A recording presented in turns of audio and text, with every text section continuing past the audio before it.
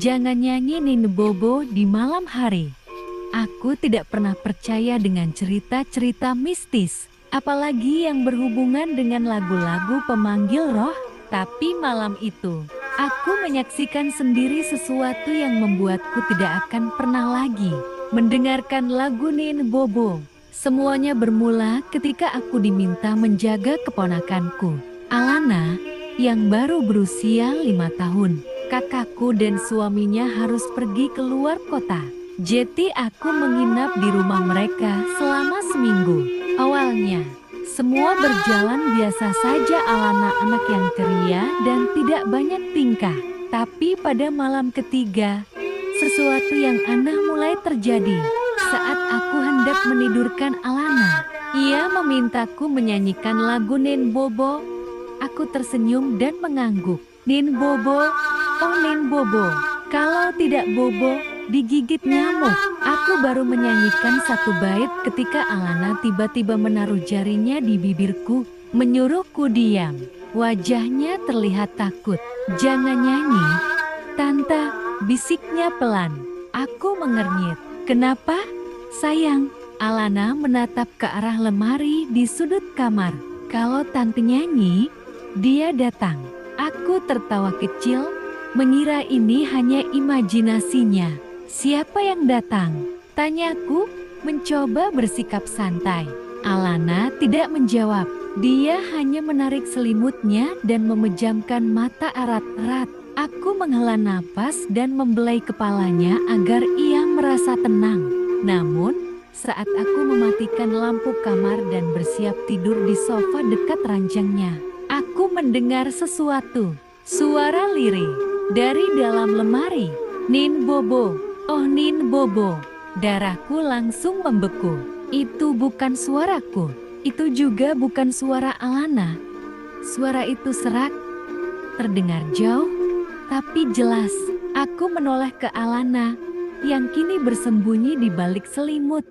Aku mencoba meyakinkan diriku kalau ini hanya halusinasi. Dengan tangan gemetar, aku menyalakan kembali lampu kamar dan berjalan ke arah lemari. Tapi sebelum aku bisa membuka pintunya, sesuatu menyanyi lagi lebih keras. Kalau tidak Bobo, digigit. Aku tidak bisa bernapas.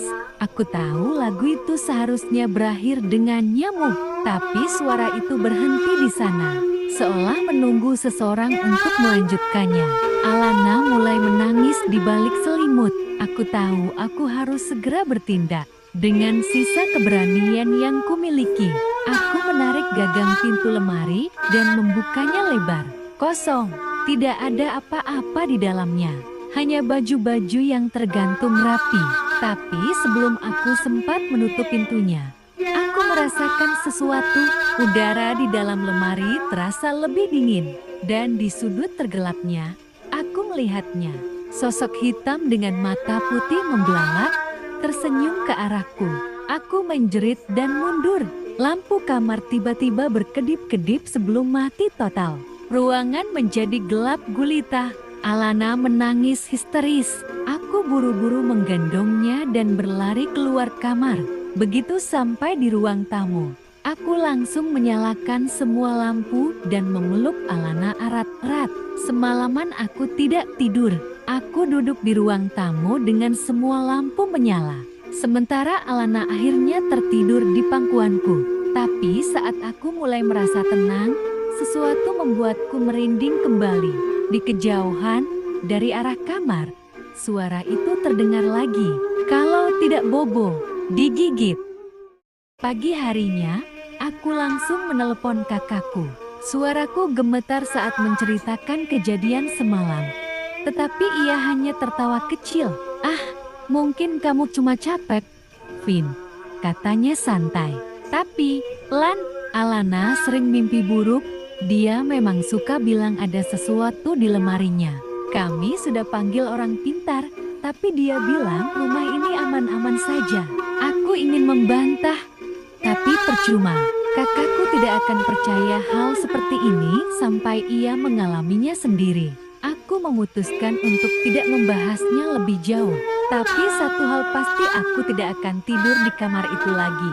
Malamnya, aku mengajak Alana tidur di ruang tamu. TV ku setel agak keras agar suasana tidak terlalu sunyi.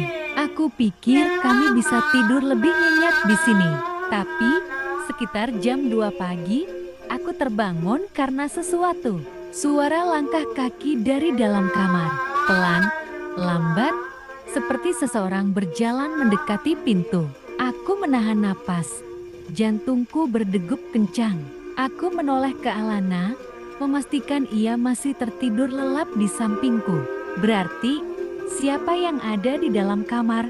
Aku menatap pintu kamar yang tertutup rapat. Suara langkah itu berhenti tepat di balik pintu. Hening sejenak. Aku menggenggam erat tangan Alana, tubuhku menegang. Kemudian, suara lain terdengar. Tok, tok, tok. Seseorang atau sesuatu mengetuk dari dalam kamar. Aku ingin berteriak, tapi tenggorokanku tercekat. Dengan tangan gemetar, aku meraih ponsel dan mencoba menyalakan senter. Tapi sebelum aku sempat melakukannya, pintu kamar terbuka perlahan dengan bunyi krik. Aku melihatnya. Sosok hitam itu berdiri di ambang pintu.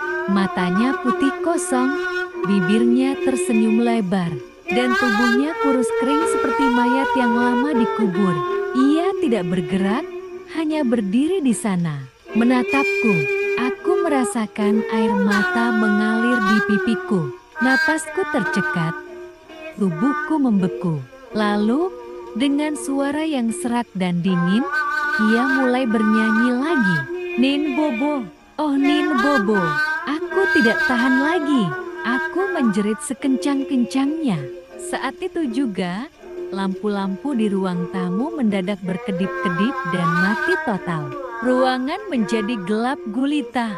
Alana terbangun dan ikut menjerit. Aku buru-buru meraih tubuhnya dan berlari keluar rumah. Aku tidak peduli hujan turun deras di luar. Aku hanya ingin keluar dari tempat itu. Aku dan Alana menghabiskan sisa malam di rumah tetangga. Aku tidak berani kembali ke dalam rumah. Bahkan ketika kakakku dan suaminya pulang keesokan harinya. Yang lebih menyeramkan, saat aku menceritakan semuanya kepada mereka. Kakakku akhirnya mengaku sesuatu. Dulu, waktu Alana masih bayi, dia susah sekali tidur, katanya pelan. Kami sering nyanyikan lagu Nin Bobo supaya dia cepat tidur. Sampai suatu malam, kami dengar seseorang menyanyi sendiri di kamar bayi. Padahal hanya ada Alana di sana. Aku menatapnya dengan mata melebar. Kami pikir itu cuma halusinasi, lanjut kakakku. Jadi kami berhenti menyanyikan lagu itu. Tapi, mungkin kita sudah terlambat. Aku tidak pernah kembali ke rumah itu lagi. Tapi beberapa hari setelah aku pulang ke apartemenku sendiri, sesuatu terjadi. Malam itu, saat aku hampir tertidur, aku mendengar suara lirih di sudut kamar. Suara seorang wanita bernyanyi pelan. Nin Bobo, oh Nin Bobo.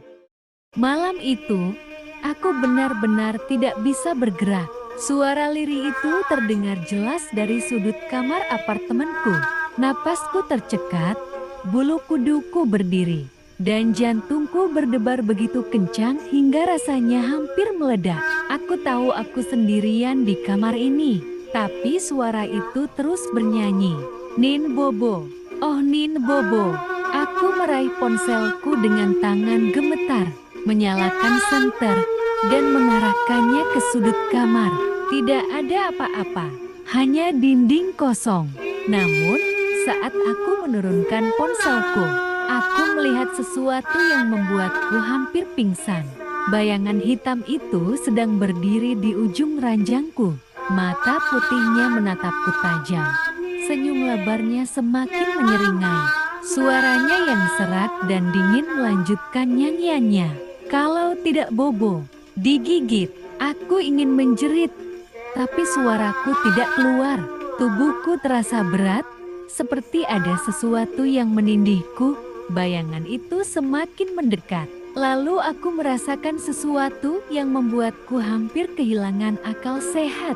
Tangan kurusnya yang dingin menyentuh wajahku. Sekejap, semuanya berubah. Aku tidak lagi berada di apartemenku. Aku berdiri di dalam kamar Alana, di depan lemari tua yang terbuka. Dari dalam lemari, aku melihat sesuatu yang tidak mungkin kulupakan.